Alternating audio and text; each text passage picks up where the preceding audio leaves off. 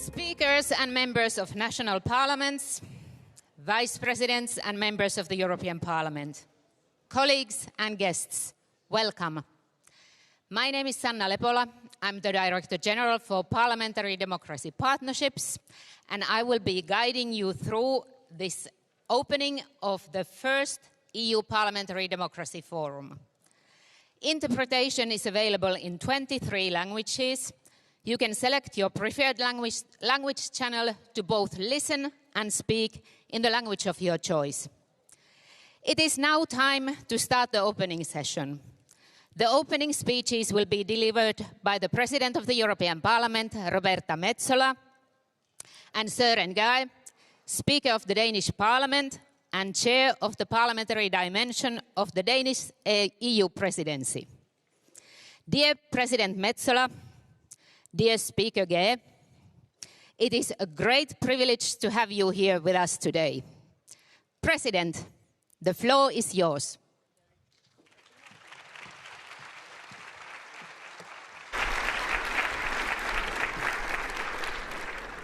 Good morning to you all, dear speakers, dear colleagues, welcome to the European Parliament. It is truly a pleasure to open this first edition of the EU Parliamentary Democracy Forum. We launched this forum as a shared space for reconnecting, for reassessing and strengthening our democracies, a mission that has never been more urgent. And looking around this room and seeing such an impressive turnout, I know I'm not alone in that belief. Today we have 600 participants from 22 countries, including many representatives of national parliaments sitting alongside our colleagues here, members of the European Parliament. Thank you for being here and for your commitment to addressing our common issues. Every morning we wake up to headlines that remind us just how fragile democracy really is. War on our continent rages on. Geopolitical pressures continue to grow. And freedoms that we thought were permanent are increasingly tested. Meanwhile, disinformation continues to twist our shared reality. And most worryingly, more and more people across our continent are questioning whether democracy still works, whether to vote, whether democracy is worth the effort. Now, our answer to those questions must be, can only be, a strong, emphatic yes. As elected representatives, it is up to us collectively to prove that our European democratic way can still deliver for them. It is true we need to strengthen the integrity of our processes and systems. I will speak more about that later. But that does not replace the responsibility that we all share to meet people's expectations. Thank you, Lucas. That is ultimately what we need more of, and this is what the European Parliament's simplification agenda is about. We also need to increase formal and informal links between this European Parliament and your national parliaments on legislation, on best practices, and on our shared support for Ukraine. We have with us here many vice presidents, of whom Esteban González Pons and Caterina Barley are in charge also of national parliaments together with me. And I am particularly proud that this House has brought together 160 parliaments in support of the Verkhovna Rada. So thank you all for really supporting our colleagues, our brothers and sisters who are fighting for their freedom. Too often, dear friends and colleagues, the conversation tends to slip into a pattern where Brussels and Strasbourg is blamed for what goes wrong. But the reality, we know, is far more complex than that. It is true there have been moments when we have moved too far, too fast. And perhaps elsewhere, too slow or not at all. But this is a new legislature.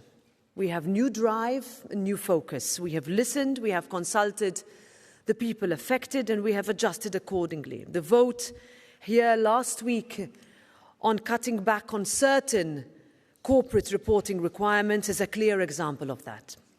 Now, we know that this will only work if we pull in the same direction. As Europe representatives at a national level, you are democracy's first line of defense. You understand better than anyone what's happening on the ground. But more than that, you know how best to react. Søren Gade, my colleague, Speaker of the Danish Parliament, and I just finished a conversation about justice. Because your institutions have so much expertise and knowledge that we can all learn from. And your experiences, your perspectives, your ideas are crucial to building those shared solutions that Europe needs. As President of this House, together with my fellow members of the European Parliament, we have made it our mission to burst through the so-called Brussels and Strasbourg bubbles and bring people closer to the people that we represent. And we need more people, not just to get involved and to vote, but to run for office and to help share and shape our union. We're working hard to make that path to participation easier for everyone. I am proud that last week our members voted by an overwhelming majority in favour of voluntary proxy voting for pregnant members of the European Parliament and those who have just given birth. Thank you.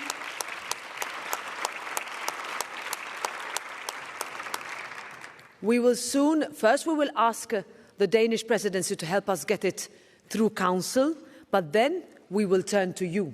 We will ask your national parliaments for ratification of this reform, because it requires you, as it is part of the Electoral Act. And I hope I can rely on your support on this very, very important matter that will revolutionise the way we work in this Parliament, because we are doing something that has not been possible for 46 years.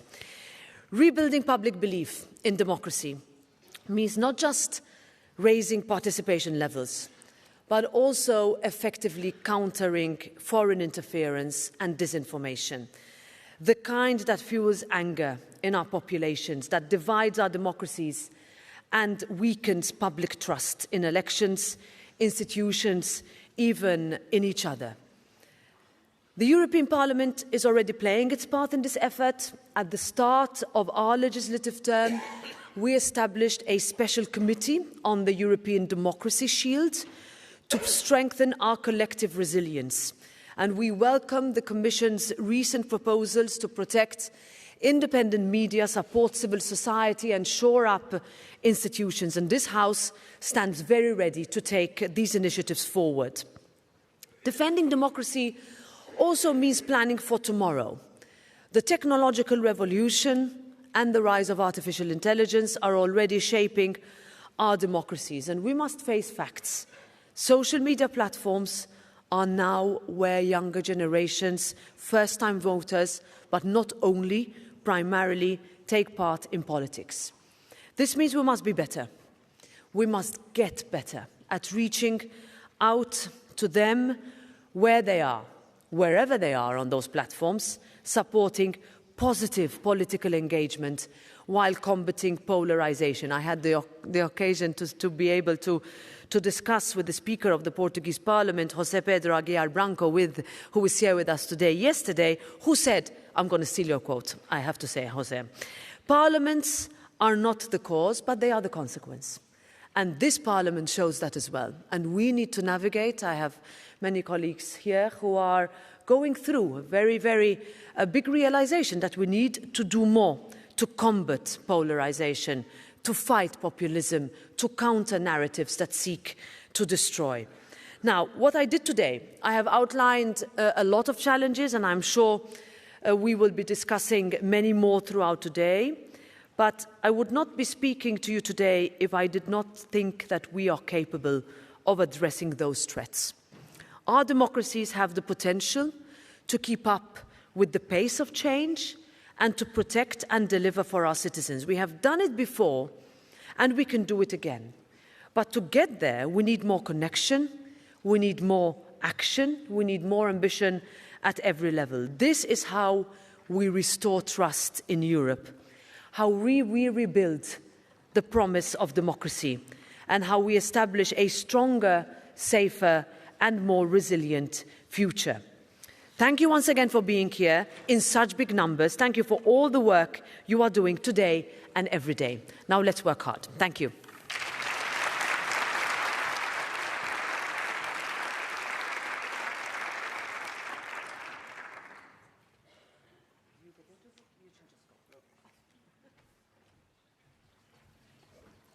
Dear President, dear colleagues, distinguished speakers, ladies and gentlemen, let me begin by thanking the European Parliament for convening this important forum and of course also for inviting me to speak on a topic of great importance to me, the role of national parliaments in defending democracy.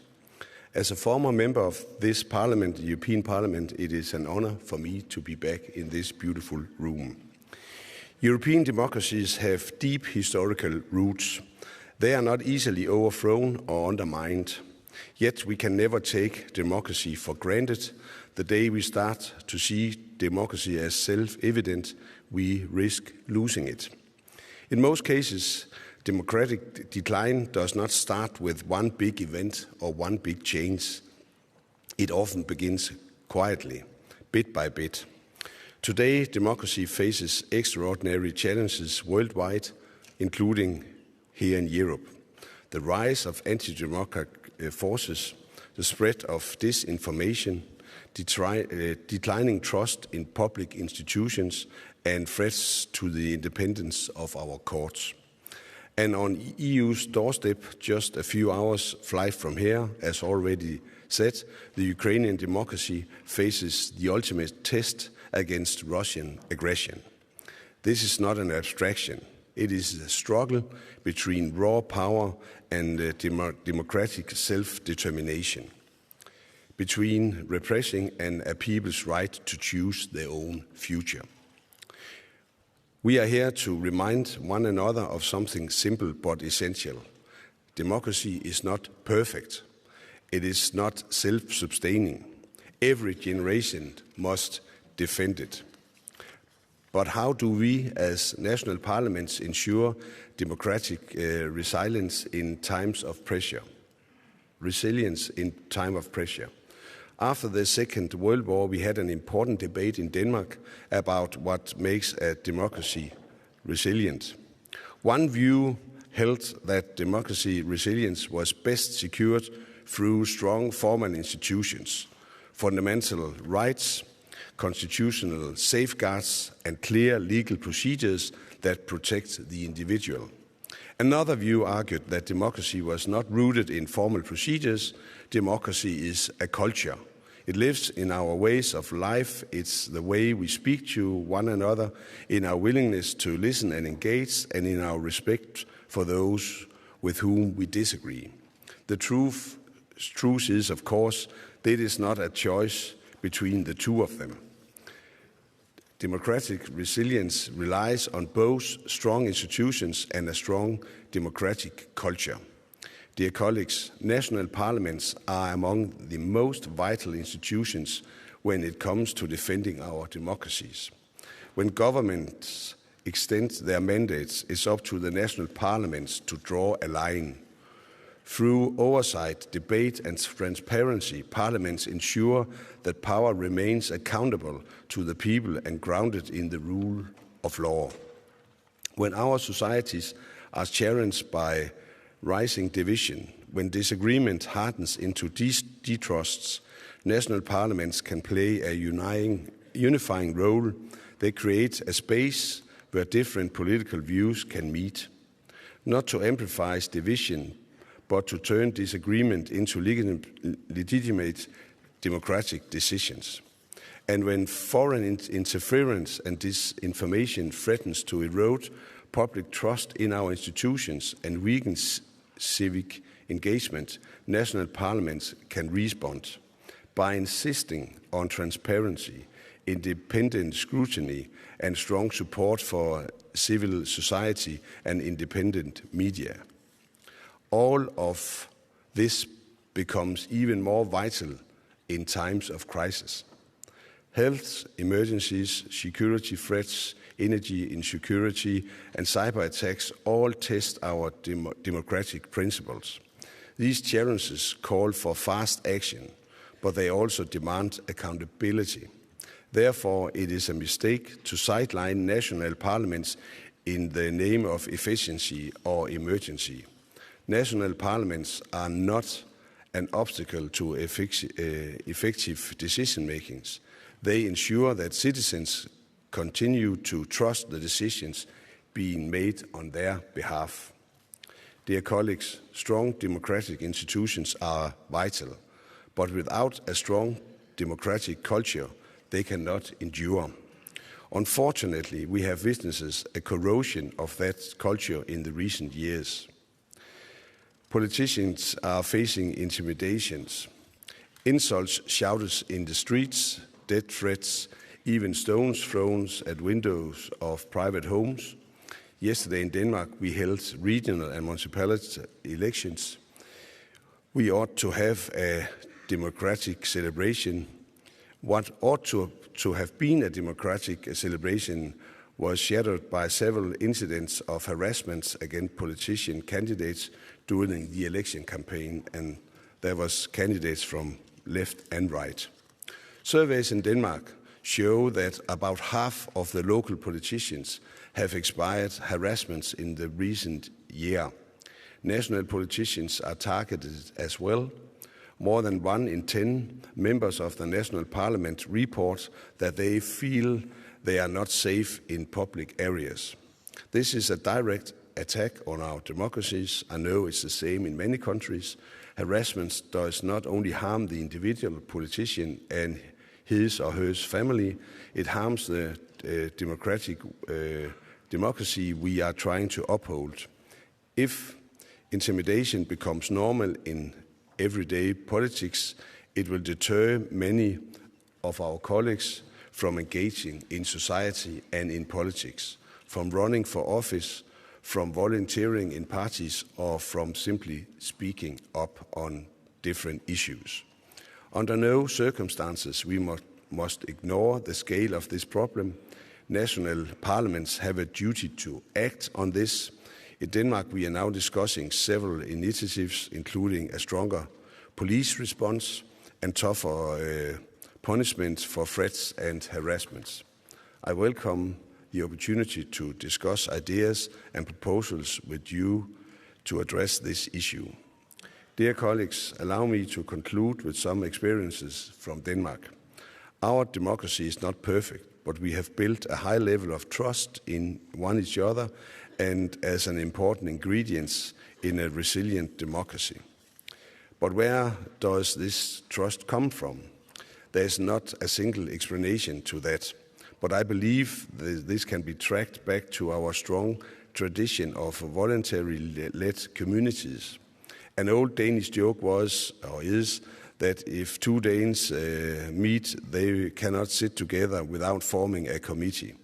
People in my country, actually, they engage in everything from student councils and sports clubs, church councils, and I could continue. When citizens engage in local democracy, they solve concrete problems together with people who are different from themselves. They learn to compromise already in young years with shared rules. Consequently, those elected to our national parliament arrive with hands-on experiences on how democracy works in practice. As national parliamentarians, we can take steps to help strengthen the civic engagements by creating robust frameworks for civic associations in our countries. At the same time, we must ensure that civic education is of high priority in the school curricula. In Denmark, we have seen excellent results with mock elections in schools. Students who are not yet old enough to vote participate in a full simulation, complete with ballot papers, voters list, polling stations. All schools are invited to join. Research shows that these experiences boosts students' political self-confidence and strengthens their trust in the political system and in elected leaders. Dear colleagues, I have shared some reflections on the role of national parliaments in defending democracy. There are many other ways to strengthen our democracies, and each country must chart its own course. I hope we can use this forum today to exchange views and experiences and learn from one each other, and hopefully bring home some inspiration and ideas that will help us take further steps in defending and renewing our democracies in these times of change. I look forward to our discussion. Thank you once again for inviting me, and it's good to see you all here. Thank you.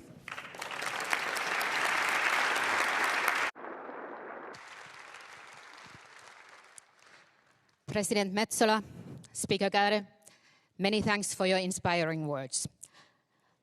These words will set the tone for the discussions that we will have today. We will now take a family photo, so I will invite all participants to move forwards towards the center of your row. The ushers here will guide you. And the speakers of national parliaments present in the room should come here into the first row, please.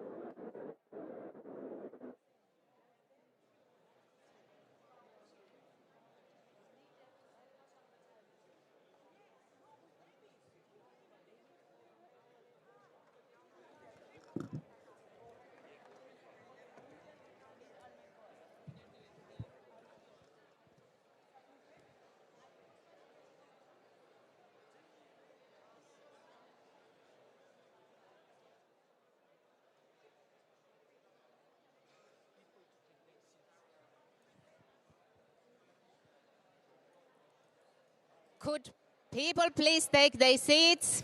So we will continue with our session.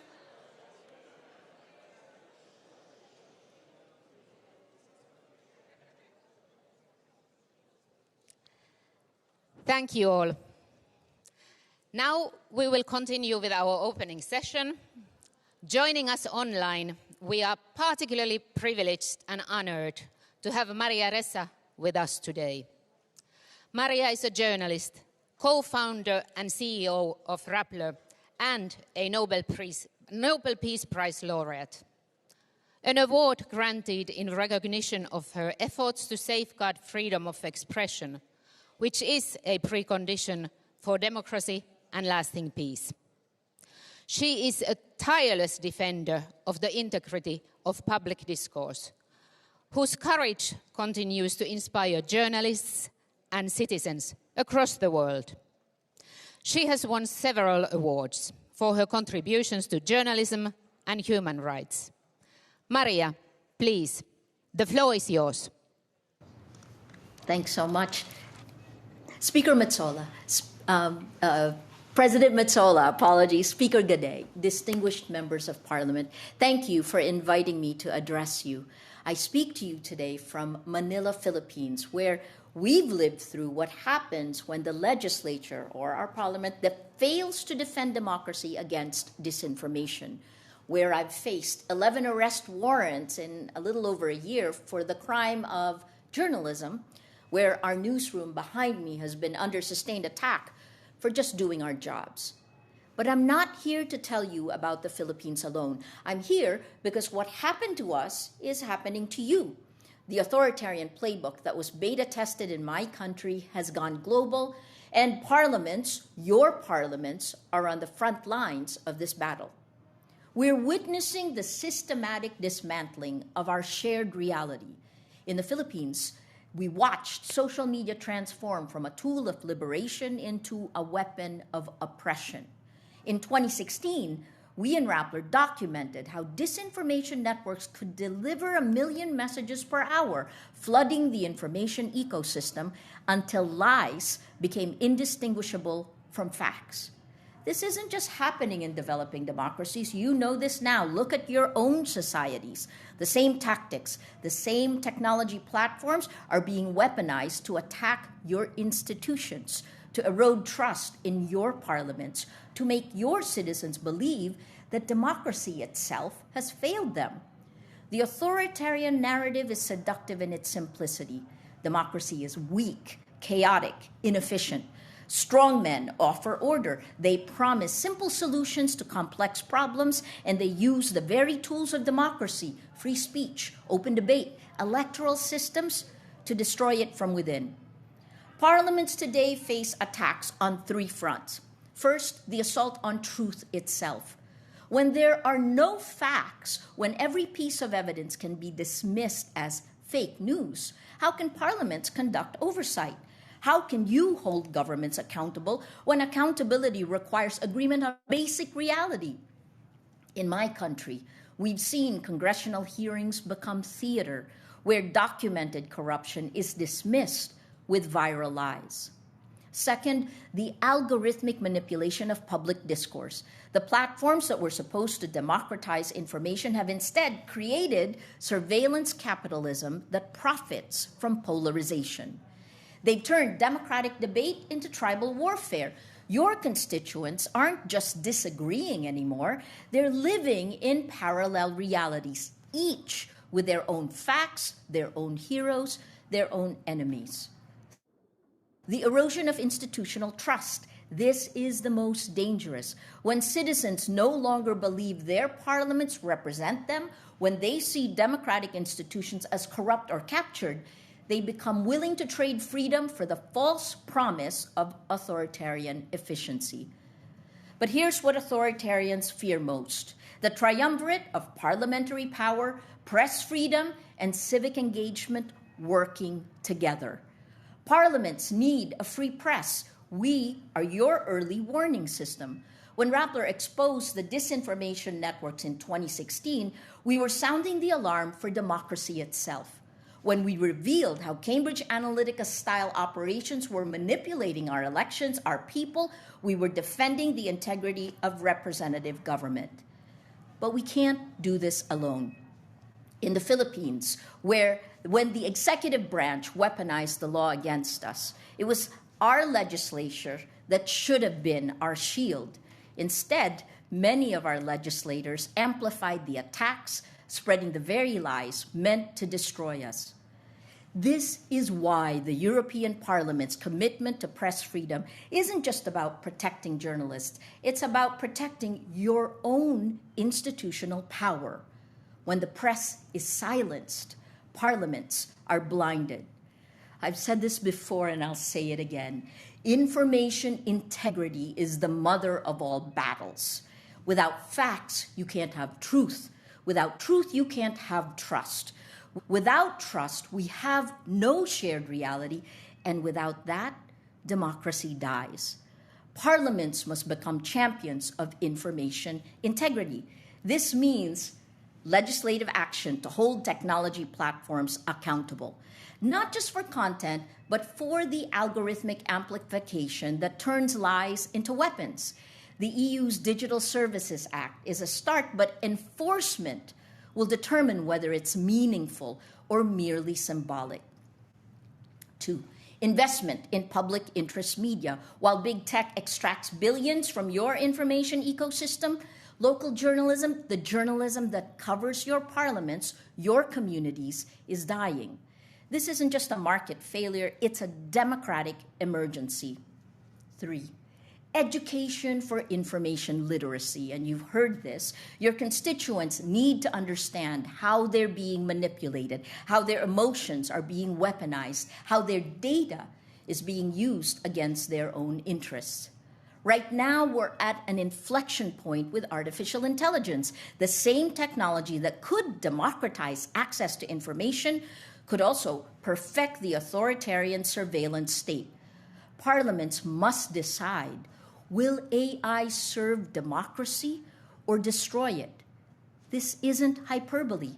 In the Philippines, we've seen how automated disinformation campaigns can overwhelm human fact-checkers.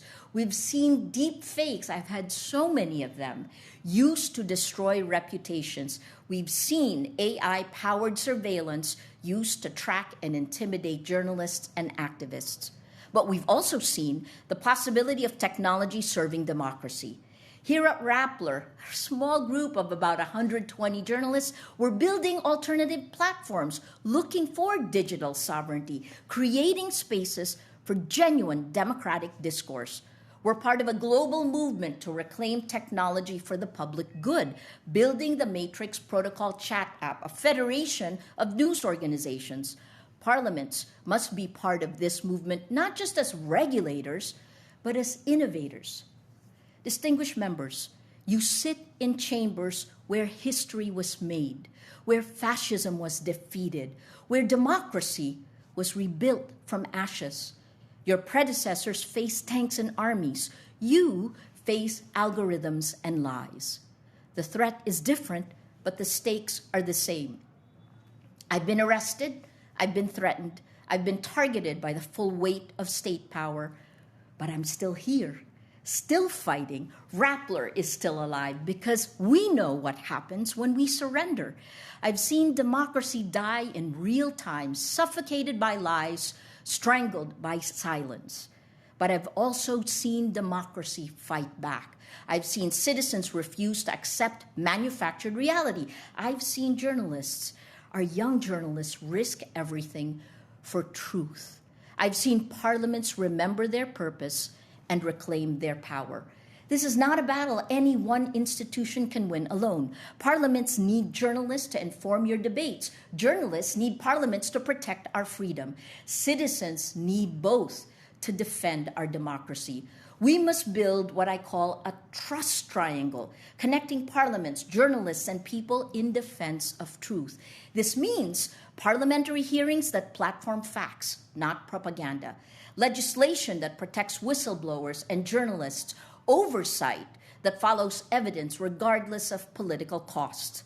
international cooperation that recognize authoritarian information operations as the security threat they are. The European Parliament has unique power here. You're not just defending European democracy, you're setting standards for the world. When you stand up to big tech, smaller democracies gain leverage. When you defend press freedom, you protect journalists everywhere. Friends, we don't have the luxury of time. Every day we delay, the information ecosystem becomes more polluted. Every day we hesitate, more citizens lose faith in democracy itself. In the Philippines, we learned this lesson too late. We thought our democracy was strong enough to withstand the lies. We thought our institutions would hold. Yet, under Rodrigo Duterte, they folded in about 6 months. Now other countries, larger democracies, are folding faster. I joke we went from hell to purgatory, while some are just going to hell. The sooner you act, the more of your rights you protect. If you wait, it will take far longer to claw them back. For now, you still have time. Your parliament still have power. Your press is still free, mostly. Your citizens still believe, barely, that democracy can deliver. The question is, will you act before it's too late? The authoritarians are organized. They're funded. They're using our own tools against us, but they have one weakness. They fear the truth. They fear accountability. They fear the very things that parliaments exist to provide. So I leave you with this challenge. Be the parliament that history demands. Be the guardians, not just of process, but of truth itself. Be the bridge between citizens and power that refuses to be burned by lies. Because if parliaments won't defend democracy against disinformation, who will? The future of democracy isn't being decided in some distant tomorrow. It's being decided now, in this moment, by the choices you make, the courage you show, the truth you defend. Stand up and hold the line. The world is watching, and history will judge us all. Thank you.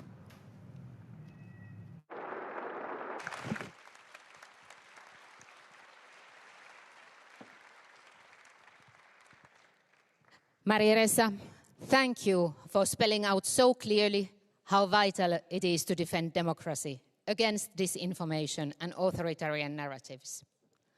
We wish you a lot of success in all your current and future endeavors.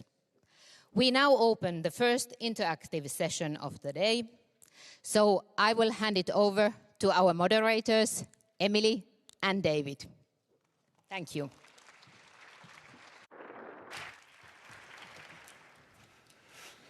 David, half of Europeans are unhappy with how democracy works. They feel they have little influence, especially at EU level. Declining trust fuels